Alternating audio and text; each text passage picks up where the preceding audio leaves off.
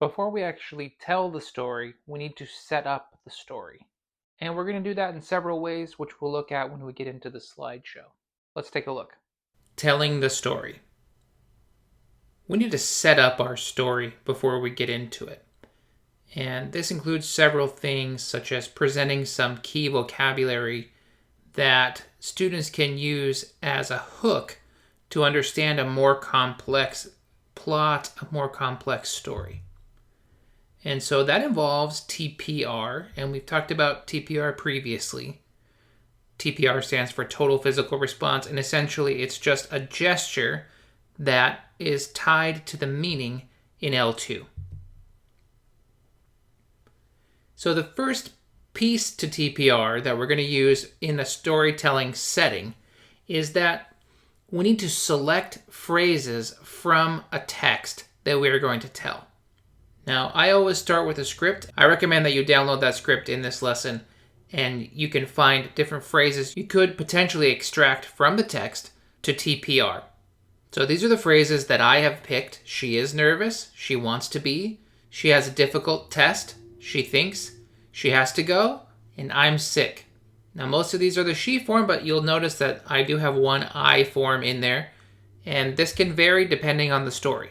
With these phrases, now I've got them and I've got them in a PowerPoint. I project these onto the screen and I will go word by word, phrase by phrase, inventing gestures or showing gestures. And these gestures show what the word means. Then I move slowly one word at a time until I've seen all of the words or phrases and I've associated those words and phrases with a gesture for students.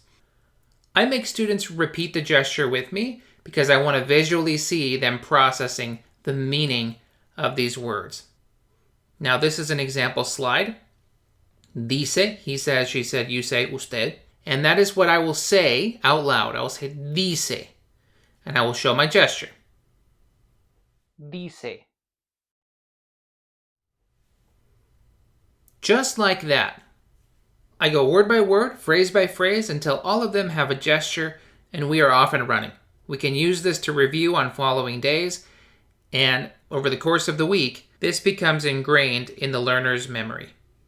Another great tool is generating artwork, and this is something that we will use today. On the first day of a story, I'll ask for a volunteer or assign a student to draw the story as we co-create it. So on day one, we are just focused on telling a portion of the story, and so the student will draw a portion of the story. On day two, we work on finishing the story or continuing it, and the artwork just continues at that time. It will look something like this. On a sheet of paper, I usually have 6 different frames, and that is typically enough to tell a whole story. And notice on this one, we didn't get to number 5, and that's fine. There's plenty of content, plenty of visual aid to help me retell the story on a following day with enough information that learners don't have to remember all the details. This is so important because this is not an exercise in memorization. This is an exercise in communication. And so if they don't have to remember every single detail that happened the day before, that's great. This will help us if we get stuck. It'll provide something that's entertaining to look at. And you'll discover that many of your students are fantastic artists. I love seeing the artwork that students produce. Now, something to note here is that this is being drawn on a giant sticky note. My school has a lot of these, and a giant sticky note is perfect for this artwork. It's big enough for learners to see from the back of the room, and it's something I can just stick on the board. I can move around. It's awesome.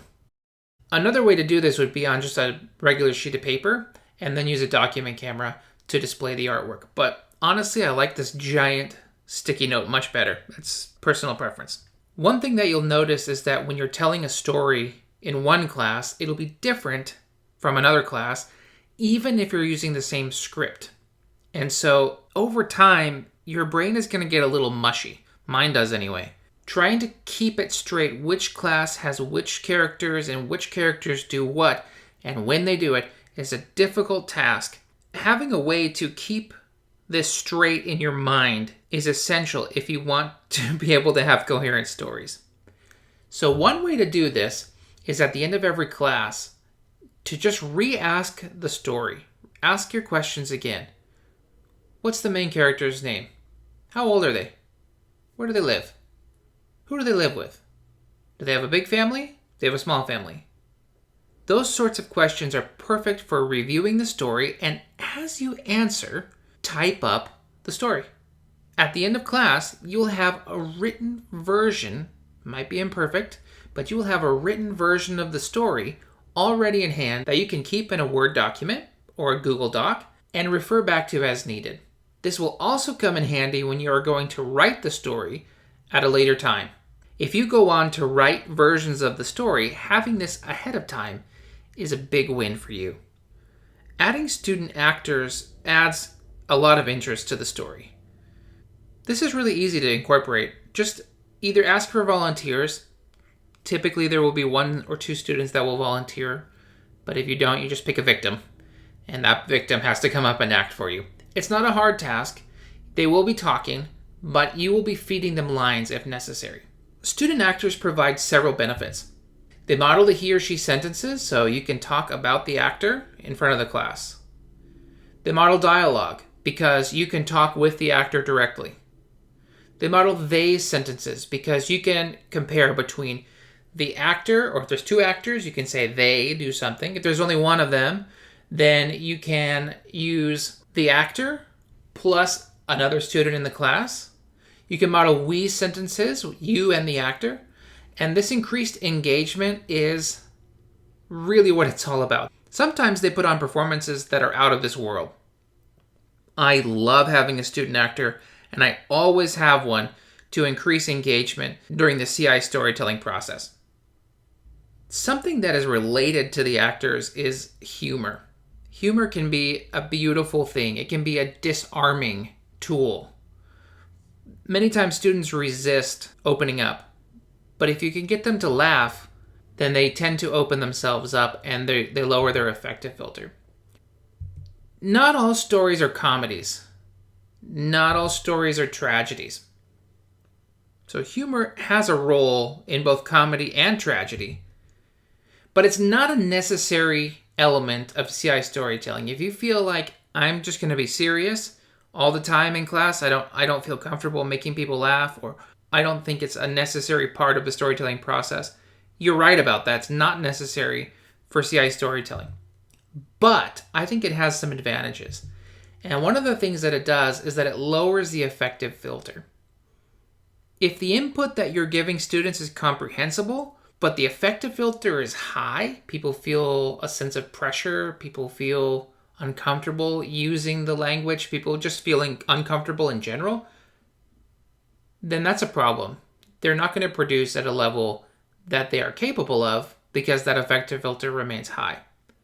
If you can get people to laugh, and it can be a silly thing, one thing that I like to do in my classes is to pretend that I get younger and younger and younger as the class goes on.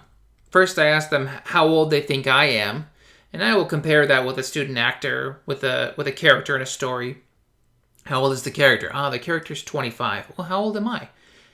And they will start to get ideas. They'll say, you're 50. Oh, you're 70. But then I will pick an answer that is younger. I will say, no. I'm not 50. That's ridiculous.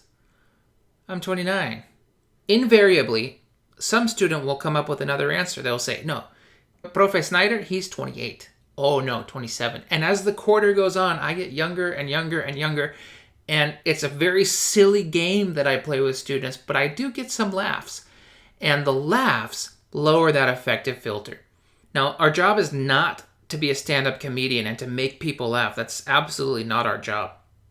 So if you don't feel comfortable trying to get laughs, that's fine. It's not necessary for CI storytelling. And I know lots of people who are very successful without so much humor in the class. Again, that's totally fine.